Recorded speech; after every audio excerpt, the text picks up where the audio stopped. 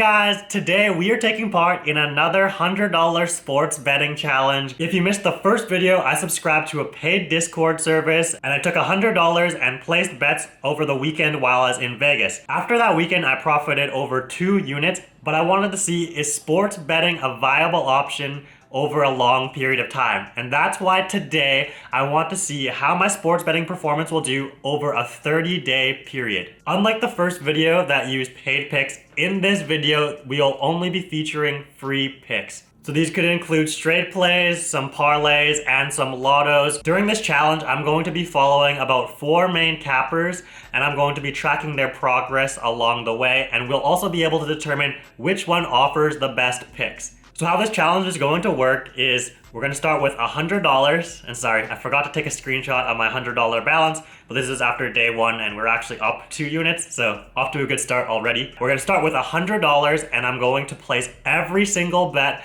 that the capper posts, or at least that I'm able to see, because sometimes I might be out and about, but I'm going to try and place every single bet so that way we have a true population of what this sports bettor offers. And we're going to be strict about the unit size. This is all about good bankroll management, because sports betting is a marathon, not a sprint. There could be times of some bad runs, so the best way to weather the storm is to stick to good bankroll management, betting with proper unit size. So ideally, your unit size should be 1% of your bankroll. If I were to follow that truly, my bets would only be $1, but that doesn't seem too much. So I chose $3 as my unit size for this challenge. So for example, on straight plays, I'm playing 1 unit, so that'll be $3. On some parlays, I might play half a unit, so that's $1.50. And on some lottos, that will be 0.25 units, so that will be 75 cents. I think it's important to track units won and units placed, because this is something that you can scale. So for instance, if you were placing $1,000 bets and that was your unit, if we're up 3 units, that means you would have profited $3,000. It just all depends on how much that you put in. Someone could say, oh, I won $500 sports betting, but their unit size could have been $500, or the unit size could have been $1,000, and they only won 0.5 units. So that doesn't really give a true indicator of how their sports betting performance went. So that's why we're also going to be tracking the units, not just the dollar amount spent and won. Roughly every day though, there's going to be like 10 or so different bets. So there's a lot to update you on.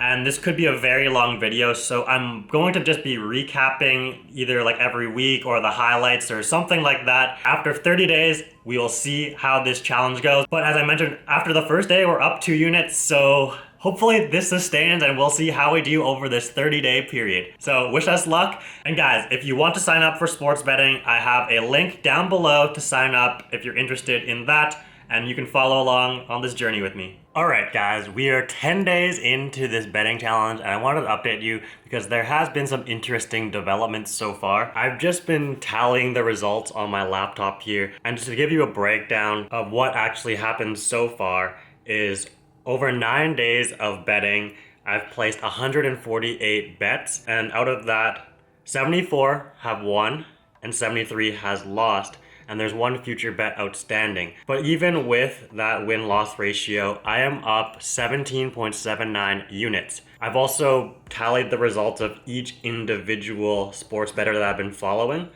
And one thing that I do want to point out is within this challenge, one of the paid Discords offered a free 7-day trial.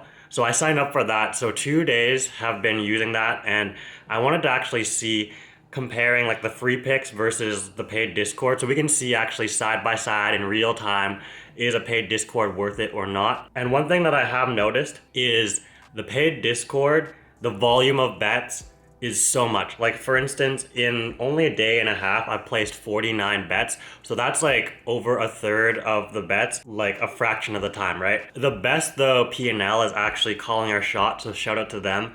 They've been doing a great job, up 12.91 units from them.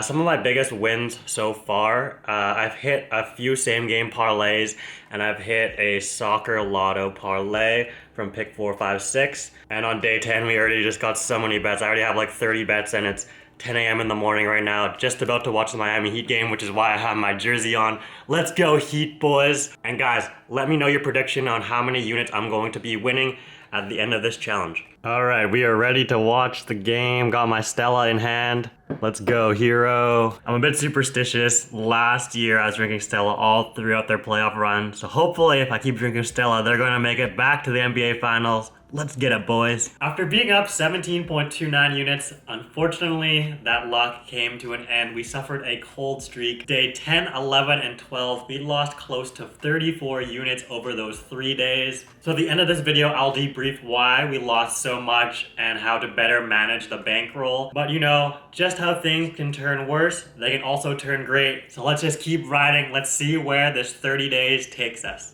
Alright guys, we are currently sweating this game out right now. We have a few parlays. Dame needs to get some points here. We have 35 plus here. He needs to get 30 plus here. 40 plus. I don't know if that's going to happen. We also can't have any Brook Lopez rebounds. Yeah, stay away from that basket, boy. Lillard has the ball. Dame. Come on, Dame. Oh. Oh! They tied it. Okay, let's just go to double OT because this is Dame's time to get some points, okay? This game. All right, 1.6 seconds. What is going to happen here? Come on, give it to Dame. Three-pointer Dame. Three-pointer Dame. Middleton for the three. No.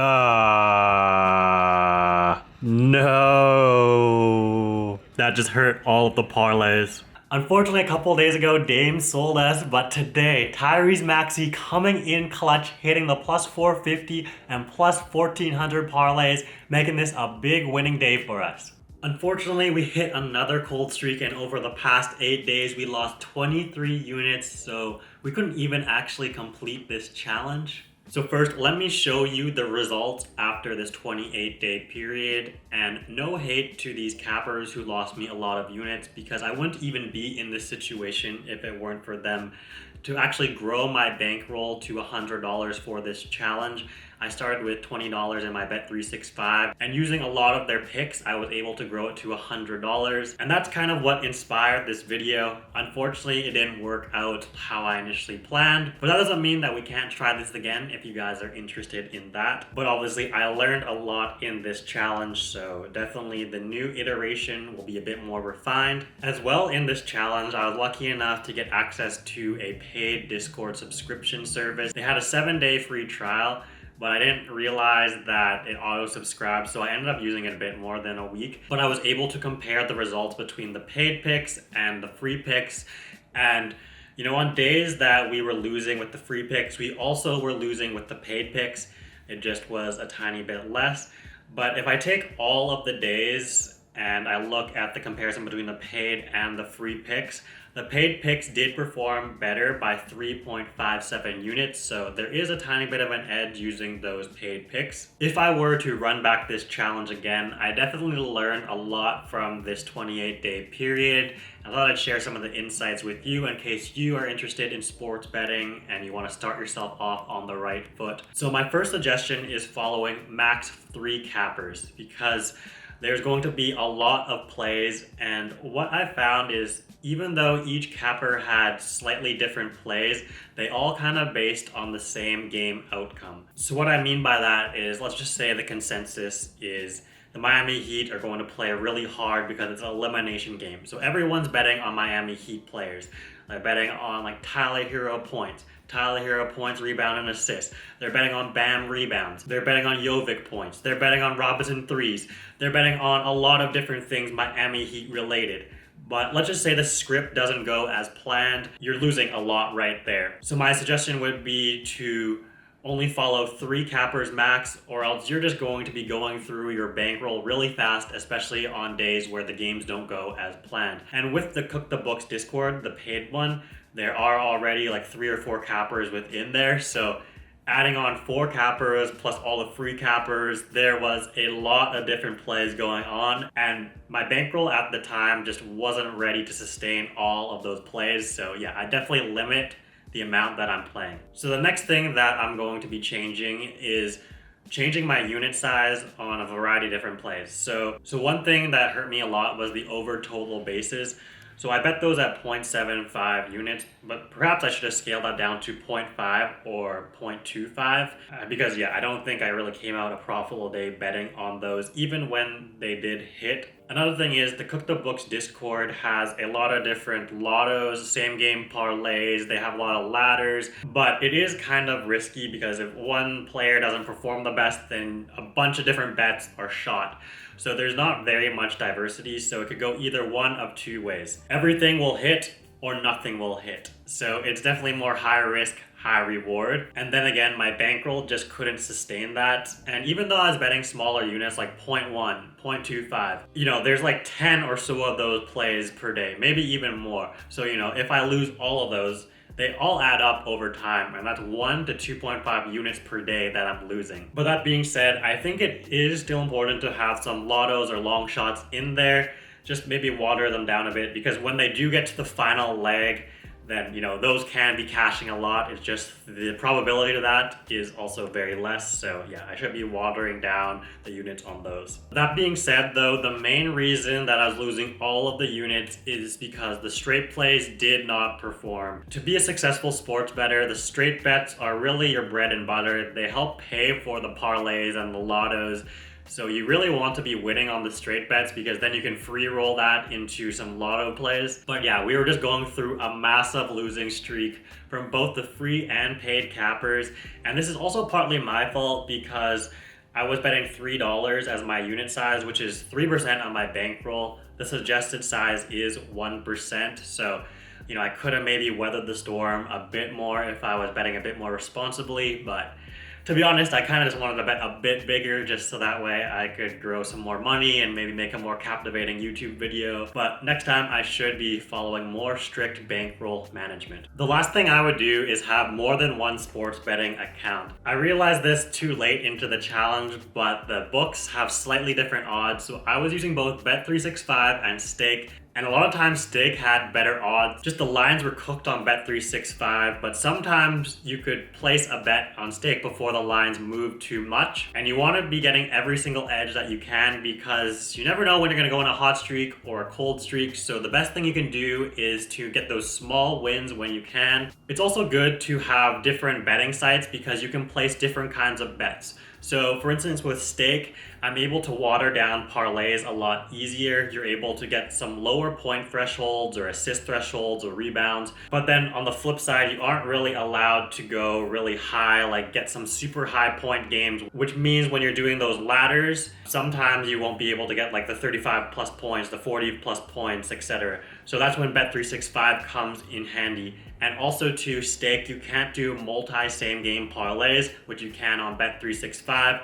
So, you know, when you're trying to go for those long shot parlays or those lottos, Bet365 definitely helps. I do think DraftKings and FanDuel are also good sites, and just unfortunately where I am right now, I can't bet those. But yeah, those are two other good options, and I wish I had those at my disposal. But yeah, unfortunately for me right now, just Bet365 and Stake. Let me know some of your favorite betting sites. I might check them out if they're available in my area. So I kind of want to run back this challenge again. Let me know if you guys are interested, and also if you have some cappers that I should follow and use their picks. I was planning to use the ending balance of this video and putting it on some play that you guys suggested, but I have an alternative. I'm going to be taking 10 cents for every subscriber that I have, and I'm going to place it on a bet that we decide on.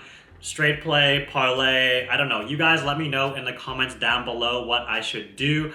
And then when the time is right, I will make a community post and you guys can input the picks and then we'll be running it and hopefully it will hit. Anyways though, if you've enjoyed the video, smash the like button, subscribe if you aren't already, and if you want to do another thing to support the channel, sign up to Stake using my referral code. It'd be greatly appreciated. But anyways, I hope you guys have a nice day. See you in the next video. Peace.